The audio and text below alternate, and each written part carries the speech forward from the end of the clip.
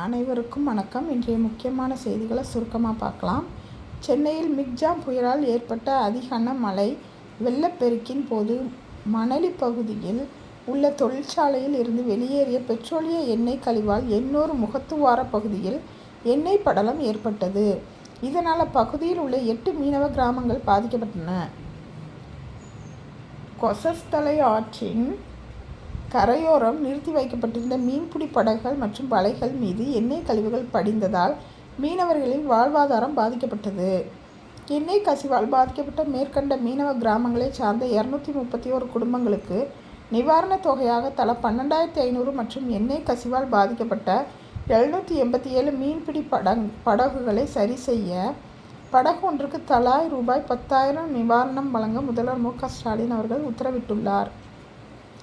பிரான்சில் 303 இந்திய பயணிகளுடன் சென்ற விமானம் ஆழ்கடத்தல் சந்தேகத்தால் தடுத்து நிறுத்தப்பட்ட நிலையில் பயணிகளுக்கு தூதரக ரீதியான உதவ நடவடிக்கை மேற்கொள்ளப்பட்டுள்ளது என்று அந்நாட்டில் உள்ள இந்திய தூதரகம் தெரிவித்துள்ளது.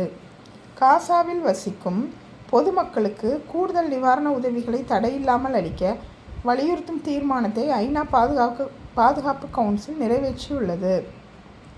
எனினும் மிகவும் எதிர்பார்க்கப்பட்ட போர் நிறுத்தம் அந்த தீர்மானத்தில் வலியுறுத்தப்படாதது ஏமாற்றத்தை அளிப்பதாக நிபுணர்கள் கூறுகின்றனர். இண்டிகோ விமான நிறுவனம் ஆனது ஓராண்டில் 100 மில்லியன் பயணிகளை ஏற்றி சென்ற முதல் இந்திய விமான நிறுவனம் என்ற வரலாற்று சாதனை படைத்துள்ளது. மாநில அரசுகள் ஓராண்டிற்கான தங்களது நிகர கடன் வரம்புகளை விட கூடுதலாக 2.04 லட்சம் கோடி ரூபாய் கடனாக பெறலாம். இந்த ஆண்டு சுமார் 61,000 கோடி ரூபாய் கூடுதல் கடன் பெறுவதற்கு 22 மாநிலங்களுக்கு மத்திய அரசு அனுமதி அளித்துள்ளது. இது அவற்றின் மொத்த மாநில உள்நாட்டு உற்பத்தியில் 3% என்ற நிகர கடன் உச்சவரம்புக்கு மேலாக உள்ளது. 15வது நிதி ஆணையத்தின் பரிந்துரைப்படி இந்த ஆண்டிற்கான சாதாரண நிகர கடன்